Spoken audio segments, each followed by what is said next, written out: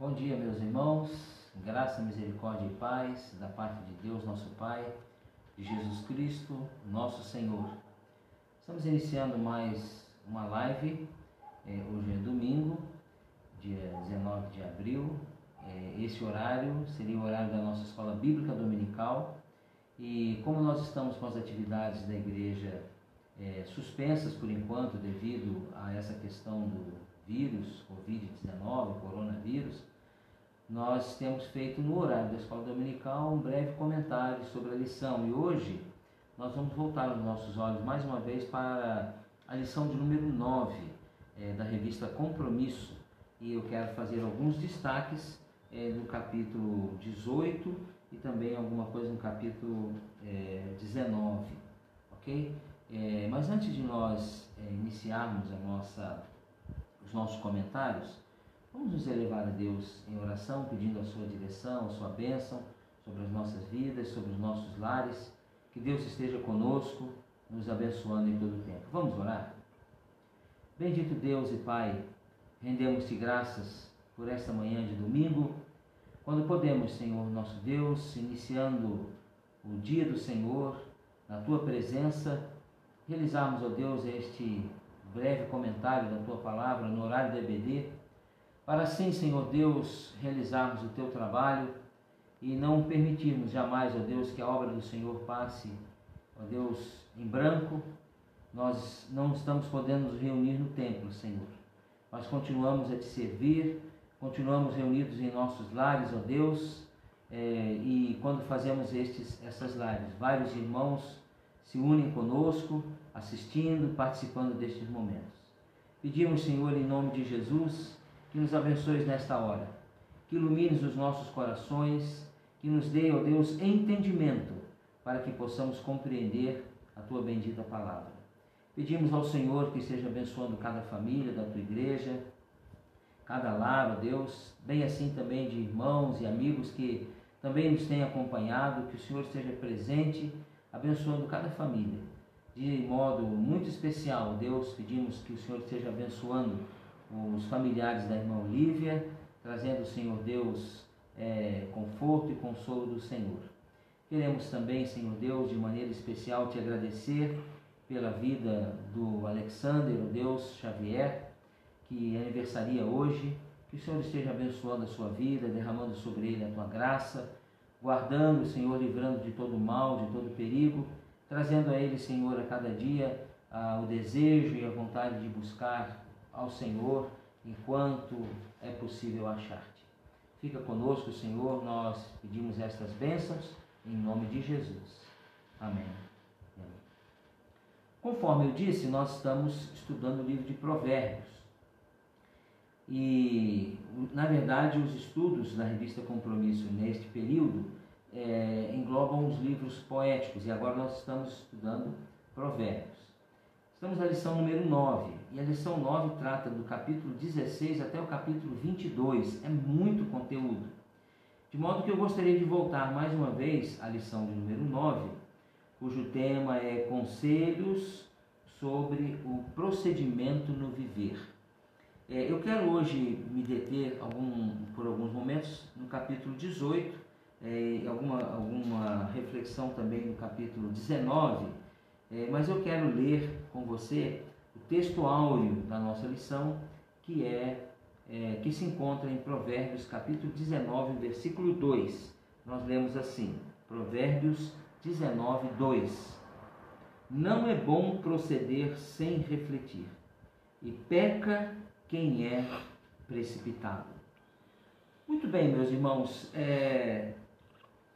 como já dissemos em outros momentos, o livro de Provérbios é um livro que traz e trata basicamente de orientações práticas para a vida. Todos os aspectos da vida nós encontramos orientação no livro de Provérbios. Há um pastor querido aqui da nossa associação, o pastor Lorival, lá de Araçatuba, que costuma dizer isso. Já disse, ouvi ele pregando e falando a esse respeito. Se você quer saber como organizar melhor a sua família, orientar os seus filhos, vá a Provérbios. Se você quer orientação para a maneira como falar com as pessoas e o que dizer, vá a Provérbios. a maneira de fazer negócios corretos, vá a Provérbios. Enfim, todos os aspectos da vida são tratados no livro de Provérbios. Vários aspectos, mas em especial, Provérbios fala muito a respeito de relacionamentos. Provérbios fala muito a respeito do uso da língua, da maneira como a gente fala, da maneira como a gente se expressa, né? Fala também a respeito da família, dos filhos, da maneira como nós devemos instruir os nossos filhos. E assim, nestes versículos que eu quero destacar, algumas orientações importantes para as nossas vidas. O primeiro destaque que eu gostaria de fazer está no capítulo 18 de Provérbios, logo o versículo 1, quando ele diz assim: o solitário busca o seu próprio interesse e insurge-se contra a verdadeira sabedoria.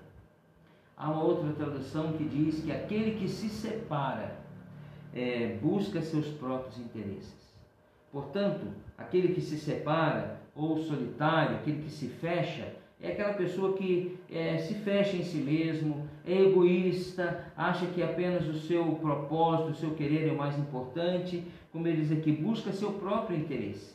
Não está preocupado na realidade do próximo, na situação que as pessoas vivem. Então esse é um destaque importante, o perigo, né, dessa separação nos relacionamentos.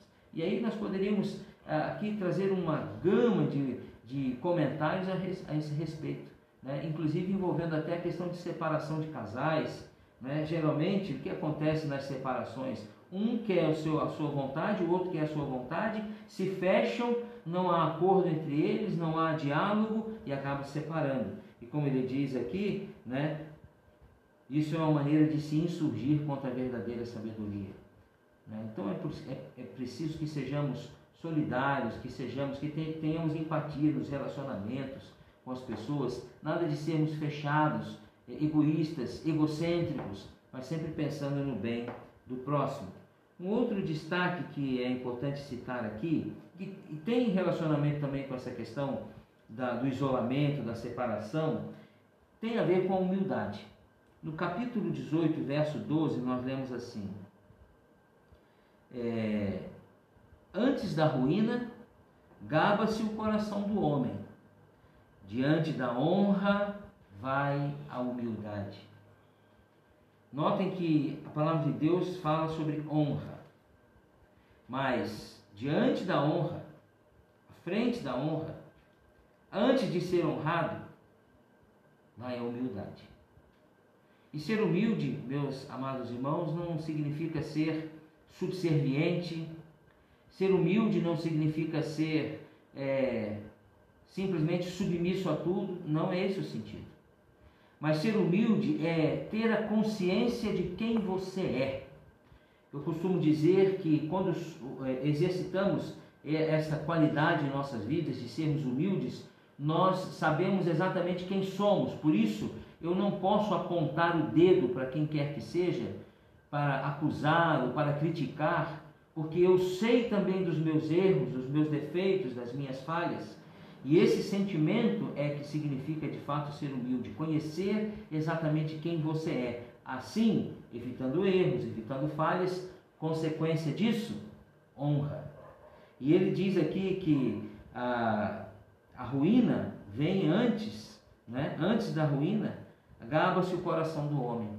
Quando o sujeito começa a se valorizar muito, a dizer, eu sou bom, eu faço, eu aconteço, eu sou assim, eu sou melhor, eu sou o máximo, né? Olha que esse tipo de atitude precede a ruína, né? Logo acontece alguma coisa, mas aquele que age com humildade, aquele que acompanha a humildade, o que vem logo na sequência da humildade, não é a ruína, mas é a honra. Então esse é um destaque importante. Nos nossos relacionamentos, vamos aprender a agir com humildade, reconhecendo aquilo que somos, antes de querer apontar o erro ou as falhas das pessoas que caminham conosco. Por isso vale a pena sermos humildes, quebrantarmos, deixarmos de lado todo o orgulho. Um outro aspecto interessante que este texto do capítulo 18 de Provérbios traz para nós, está aqui, meus queridos irmãos, na altura do versículo de número 19. Nós falamos de humildade, Nós falamos de honra que segue a humildade. Nós falamos da dificuldade da separação, não é? Daquele que se isola, daquele que não busca o interesse dos demais, mas apenas o seu interesse próprio, a sua vontade. E olha o que diz aqui o versículo 19. O irmão ofendido resiste mais que uma fortaleza. Suas contendas são ferrolhos de um castelo. Eu achei esse versículo muito profundo e muito sério. Quando ele fala aqui do quão difícil é lidar com pessoas ofendidas. E ele diz aqui, o irmão ofendido. Notem que ele não está falando do estranho ofendido, o estrangeiro ofendido. Mas ele fala o irmão. O irmão é aquele que está dentro de casa. O irmão é aquele com quem nós mantemos um relacionamento próximo. E como é difícil lidar com um irmão ofendido. Quando li este versículo, fiquei pensando em situações que muitas vezes nós vivenciamos. Às vezes na família, às vezes até mesmo dentro da igreja. Irmãos que por qualquer circunstância, por qualquer situação, se ofendem. E aí, meus irmãos, entra aquela questão que dissemos antes, da humildade, não é? De reconhecer seus erros, suas falhas, para não nos ofendermos por qualquer motivo, por qualquer razão, não nos melindrarmos por situações às vezes menores e que podem trazer tanto prejuízo para a nossa vida, quanto para a nossa família, quanto muitas vezes até mesmo para a igreja. E como é difícil lidar com uma pessoa ofendida assim. O autor do livro de Provérbios diz que é como o ferrolho de um castelo. Ou seja, não dá para abrir. Castelo é um lugar seguro, fechado, inexpugnável muitas vezes. E a pessoa que se fecha nas suas ofensas, que se fecha nas suas mágoas, que se fecha nos seus ressentimentos, é como o ferrolho de um castelo. É difícil abrir. E tem mais um detalhe. Ferrolho de castelo não tranca por fora, viu? Tranca por dentro. Já contei isso aqui na igreja e volto a citar esse fato que aconteceu realmente comigo. Certa ocasião eu estava viajando de Andradina para Araçatuba e quando cheguei aqui na rodovia Marechal Rondon, mais ou menos nas imediações de Mirandópolis, uma cidade aqui da nossa região, 2 policiais militares fizeram sinal para que eu parasse. Encostei meu carro e era a Belina, eu tinha uma Belina que os meus filhos chamavam de fervorosa, e encostei a minha Belina no acostamento e os 2 policiais, achei que era uma blitz da polícia, mas os 2 policiais perguntaram para onde eu ia. Eu disse, estou seguindo para Araçatuba. E eles pediram então carona, e eu então dei caronas a eles, seguimos viagem. Eles viram a minha Bíblia no carro e um deles me perguntou se eu era evangélico. Eu me identifiquei como pastor e tal. E ele disse, eu vou muito às igrejas, minha esposa é crente, eu gosto muito de estar no meio dos crentes, gosto muito de ouvir os louvores, realmente as igrejas evangélicas falam muito ao meu coração. E eu fiquei contente, fiquei feliz, orientei-o para que continuasse a frequentar a igreja juntamente com sua esposa, ao que o outro policial que estava sentado no banco de trás disse assim, minha esposa também é evangélica, minha sogra, e ela já me levou à igreja várias vezes, mas eu quero dizer para o pastor que nenhuma igreja até hoje conseguiu abrir o meu coração. E eu disse então para ele, amigo, nenhuma igreja abriu o seu coração e nenhuma igreja vai conseguir abrir o seu coração. E ele falou assim, pastor, o senhor acha que eu sou uma pessoa tão ruim assim? Eu disse, não, absolutamente. Mas é que coração só tem fechadura por dentro. O único que pode abrir o coração é você mesmo. Por isso que ele diz aqui que o irmão ofendido tem nas suas contendas algo semelhante ao ferrolho de um castelo, porque ninguém consegue abrir, a não ser que alguém lá de dentro venha e abra. Ninguém vai conseguir acessar o seu coração para tirar daí de dentro essa mágoa, esse ressentimento, essa tristeza que tem afetado a sua vida, a sua família, o seu trabalho, a sua igreja. Se você mesmo não decidir abrir o seu coração e dizer, eu não quero mais isso na minha vida, eu não quero mais esse tipo de sentimento no meu coração. Irmãos, que este tempo de quarentena, de isolamento social, de distanciamento social, como você queira chamar, seja um tempo para nós refletirmos nisso que o texto da palavra de Deus diz aqui, né? Nisso que a Bíblia nos orienta aqui, quando ele diz: o irmão ofendido resiste mais que uma fortaleza, suas contendas são ferrolhos de um castelo. Não permita que esse tipo de coisa permaneça na sua vida, mas vença isso em nome de Jesus. Como é difícil lidar com pessoas ofendidas, especialmente pessoas mais próximas de nós. Um outro aspecto que eu gostaria de citar aqui, agora aqui já observando um outro caminho que o livro de Provérbios também trata muito, que é a questão da mulher. Aliás, meus irmãos, a Bíblia Sagrada valoriza muito a mulher. Desde a origem da criação, Deus não criou a mulher para ser inferior ao homem. Quando a Bíblia fala de submissão da mulher, não fala de inferioridade, mas sim de uma questão de hierarquia em que o homem é o cabeça do lar e a mulher é aquela que caminha com o homem lado a lado, ombro a ombro. Ela não é inferior, mas ela caminha lado a lado. Foi assim desde a criação. Quando Deus, a Bíblia diz, formou a mulher, o sentido é esculpiu a mulher, fez esmeradamente a mulher e trouxe-a ao homem. Deus assim fez com que objetivo, com que finalidade? Para que a mulher fosse aquela companheira idônea, aquela que pudesse estar lado a lado com o homem. Por isso ela não é inferior. E a Bíblia valoriza a mulher de maneira extraordinária. E olha o que a palavra de Deus fala a respeito do valor da mulher. Ele diz assim: o que acha uma esposa, acha o bem e alcançou a benevolência do Senhor. Sim, uma esposa, segundo o coração de Deus, é uma bênção. Uma esposa, segundo o coração de Deus, é como fruir todos os benefícios do Senhor em nossas vidas. Por isso que a figura da mulher é tão importante no ambiente da família. Hoje, nós vivemos uma época, um tempo, em que a presença feminina no lar está se tornando escassa, no sentido de que a mulher precisa sair à rua, trabalhar para ajudar o esposo. Quantas mulheres hoje são chefes de família? Quantas mulheres têm a situação de ver o esposo desempregado e elas seguram ali, as pontas, mantêm a casa, sustentam, ou quando o marido trabalha, ajudam o esposo.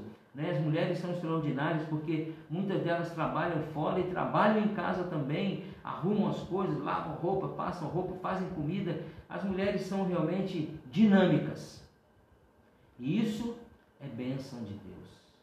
Por isso que a figura feminina é tão importante no equilíbrio do lar, na formação do caráter dos filhos.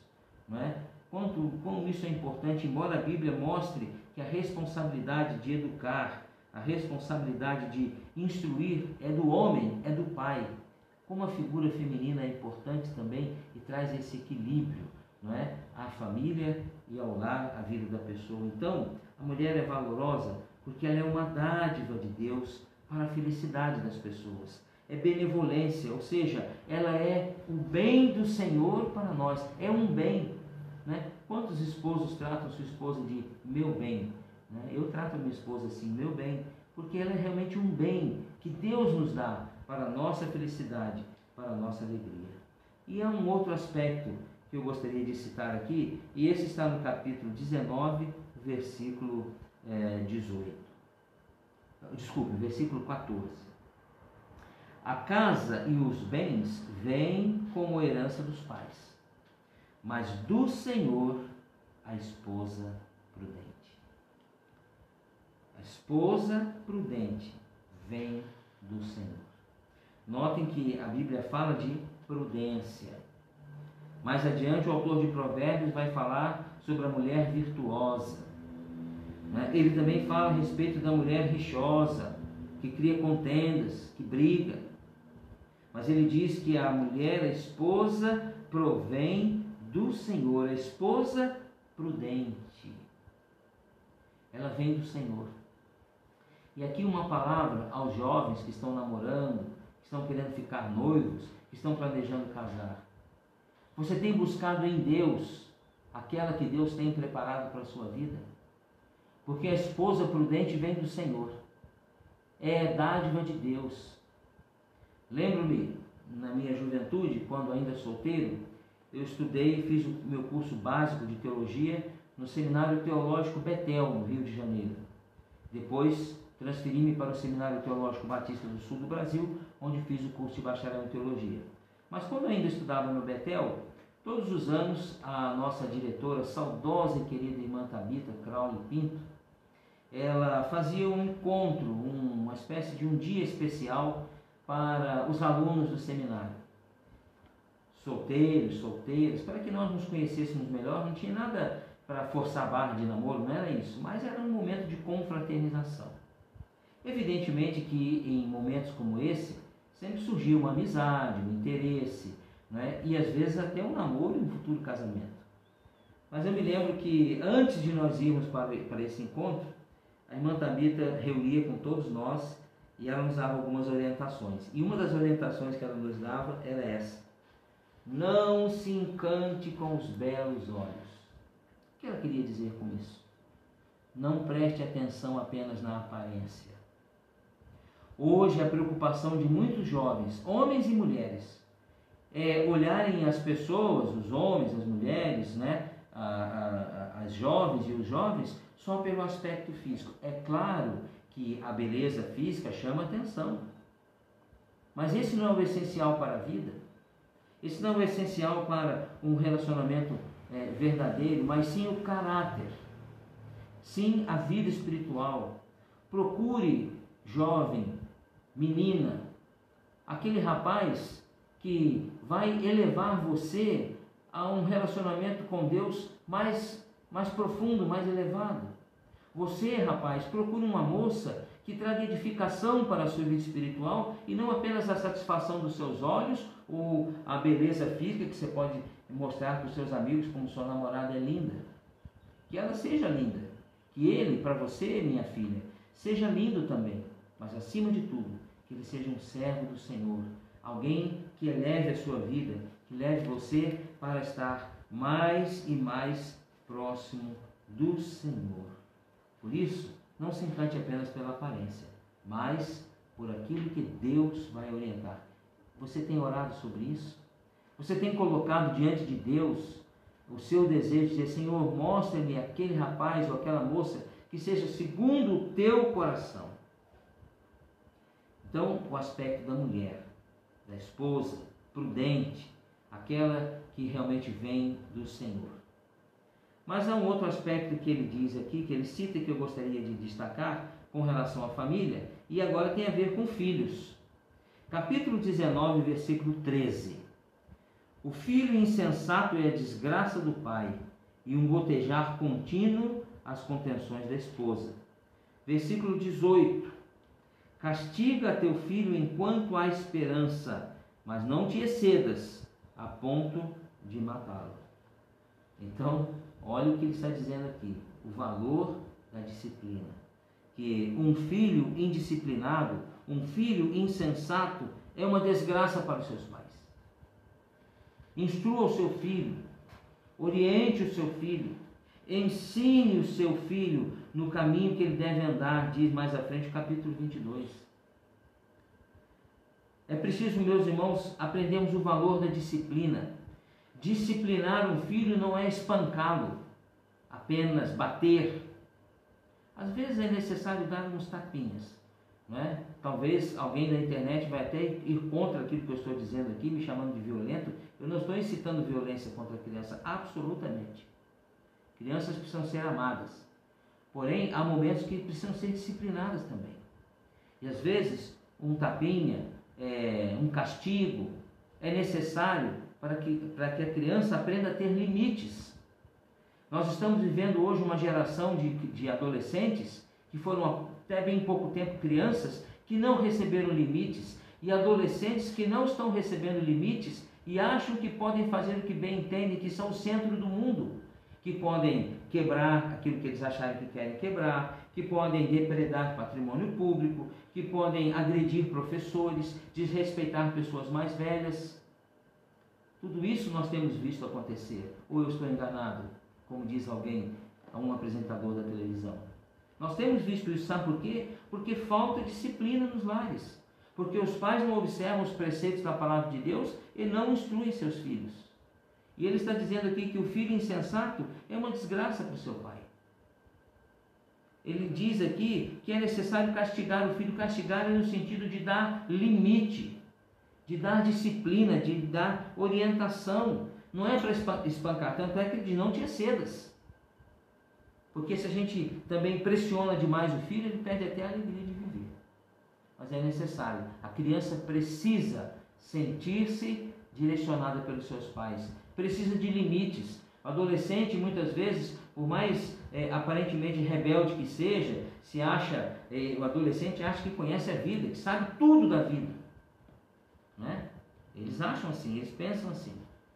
Mas a grande verdade é que, apesar de eles serem assim, eles se sentem seguros quando nós, seus pais, damos a eles disciplina, damos a eles limites.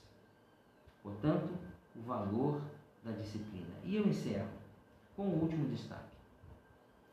Esse destaque está aqui também no capítulo 19, no versículo 23. O temor do Senhor conduz à vida.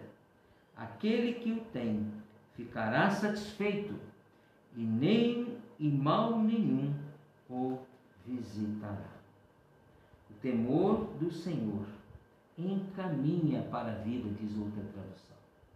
Conduz à vida. Leva você para o caminho da vida. O sentido é de estar vivo e vigoroso. Uma vida plena, uma vida abundante. Jesus Cristo diz: eu vim para que tenham vida e vida em abundância. E é através da reverência, do temor, do respeito, de uma vida de comunhão com Deus. Este é o sentido do temor do Senhor.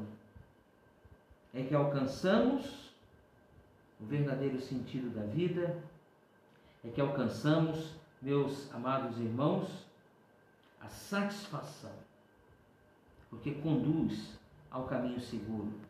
Quando ele fala aqui de satisfação, é de alcançar o verdadeiro sentido da vida, né? O sentido de ter uma vida real, plena, vigorosa, o sentido de preservar a vida, o sentido de ter a vida guardada de qualquer mal, de qualquer perigo, porque ele está debaixo da graça e do poder de Deus. Qual é o lugar que o temor do Senhor tem tido em sua vida? A Bíblia diz que o temor do Senhor é o princípio da sabedoria. E aqui está nos dizendo que o temor do Senhor conduz à vida, nos encaminha para uma vida de real valor, de real sentido. Que você possa, à luz da palavra de Deus, voltar o seu coração para a Bíblia Sagrada. Eu quero encerrar fazendo um breve comentário a respeito daquilo que dissemos aqui no destaque número 3, quando ele fala a respeito do capítulo 18, verso 19, de como é difícil, né, como é difícil lidar com um irmão ofendido, com um irmão magoado. Mágoas muitas vezes fazem coisas tristes em nossas vidas. Mas o autor da lição cita aqui uma historiazinha, uma ilustração, que gostaria de ler para você. Ele fala sobre a necessidade do perdão. Nós precisamos pensar muito seriamente nisso, nesses dias que temos estado separados, isolados devido a esse isolamento social. Eu quero ler para você o que o autor da lição coloca aqui.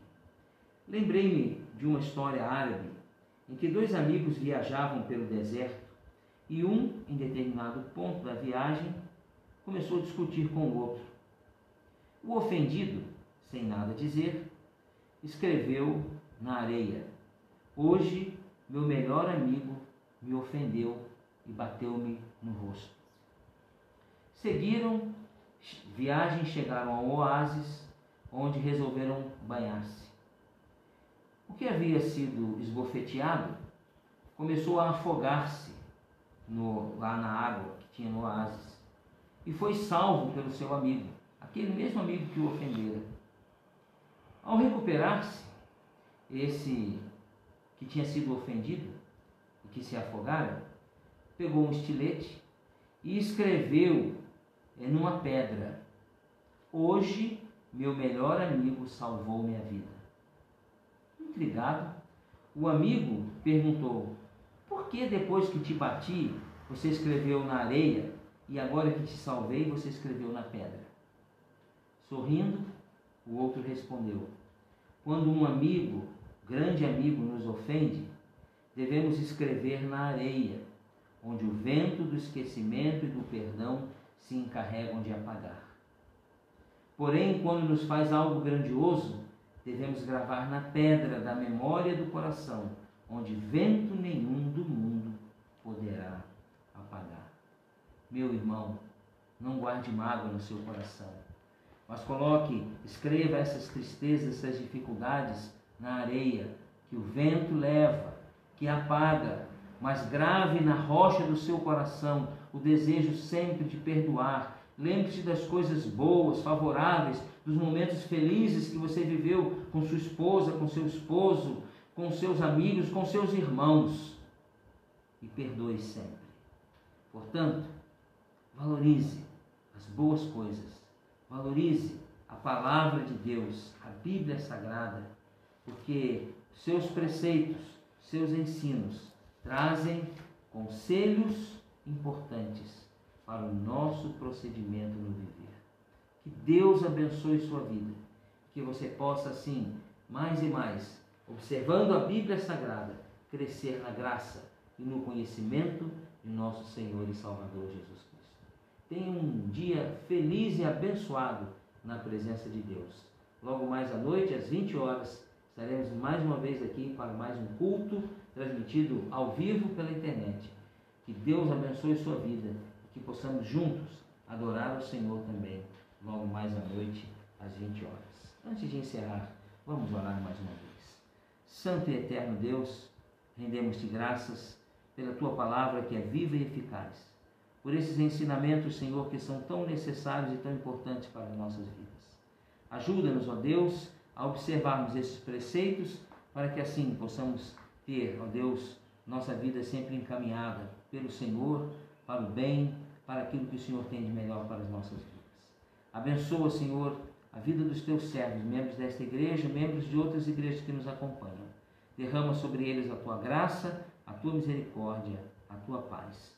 Oramos, nosso Deus, em nome de Jesus. Amém e amém.